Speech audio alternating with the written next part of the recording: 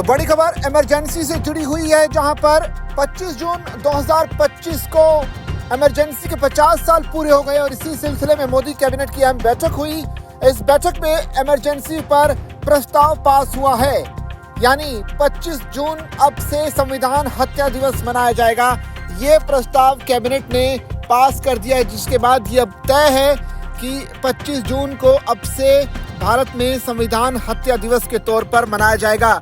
कुछ देर पहले प्रधानमंत्री मोदी की अध्यक्षता में कैबिनेट की बैठक हुई और इस बैठक में यह प्रस्ताव पास हुआ। आपातकाल की 50वीं बरसी है और इस मौके पर केंद्र सरकार की कैबिनेट बैठक में एक प्रस्ताव पास किया गया। सूत्रों का कहना है कि इस प्रस्ताव में 1975 में लगे आपातकाल को लोकतंत्र की हत्या बताया गया और इसकी खूब निंदा भी की गई। प्रस्ताव में कहा गया है कि आपातकाल के पहले और उसके दौरान देश भर में लोकतांत्रिक मूल्यों का हनन हुआ, नागरिकों के मौलिक अधिकारों को छीना गया और कई निर्दोष लोगों को अत्याचारों का सामना करना पड़ा। इस मौके पर प्रधानमंत्री नरेंद्र मोदी समेत सभी केंद्रीय मंत्रियों ने आपातकाल के पीड़ितों को श्रद्धांजलि दी और उनके सम्मान में 2 मिनट का मौन रखा। सभी मंत्री खड़े होकर मौन में शामिल हुए। कैबिनेट मीटिंग में दावा किया गया कि आपातकाल के दौरान मौलिक अधिकार, मानवीय स्वतंत्रता और गरिमा को भी खत्म किया गया। कैबिनेट मीटिंग पर जारी एक बयान में आपातकाल का विरोध करने वालों को लोकतंत्र सेनानी भी कहा गया है और कैबिनेट ने वरिष्ठ नागरिकों के साथ साथ युवाओं को भी इस लोकतंत्र सेनानियों से सीखने की अपील की है।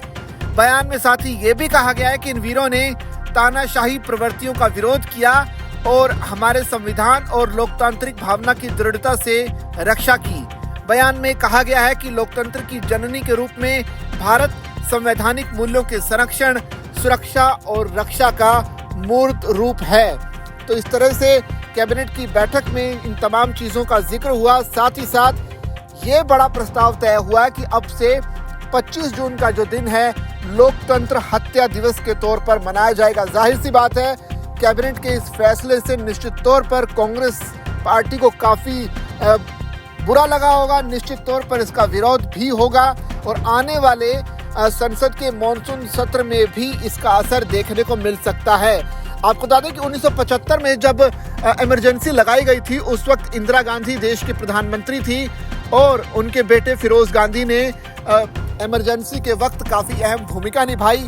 बताया ये भी जाता है उस दौर में कि अपनी जो मौलिक अधिकार थे वो किसी तरह से छीने गए, क्योंकि अमूमन जिस तरह से इमरजेंसी के वक्त मौलिक अधिकारों का कोई मतलब नहीं होता, लिहाजा ज़बरदस्ती लोगों को जेल में रहना पड़ा, ज़बरदस्ती घरों में दुब के रहना पड़ा, आवाज़ उठाने पर कड़ी सज़ा मिलती थी और अगर कुछ भी आपने नियमों का उल्लंघन किया तो निश्चित तौर पर आपको जेल की सज़ा होती थी, जिसे अब मोदी सरकार ने एक बड़ा मुद्दा बना दिया है। और इसी कड़ी में आज एक कैबिनेट की बैठक हुई और इस बैठक में इसे यानी 25 जून को लोकतंत्र हत्या दिवस के रूप में मनाने का फैसला लिया गया है। निश्चित तौर पर कांग्रेस इसका विरोध करने जा रही है।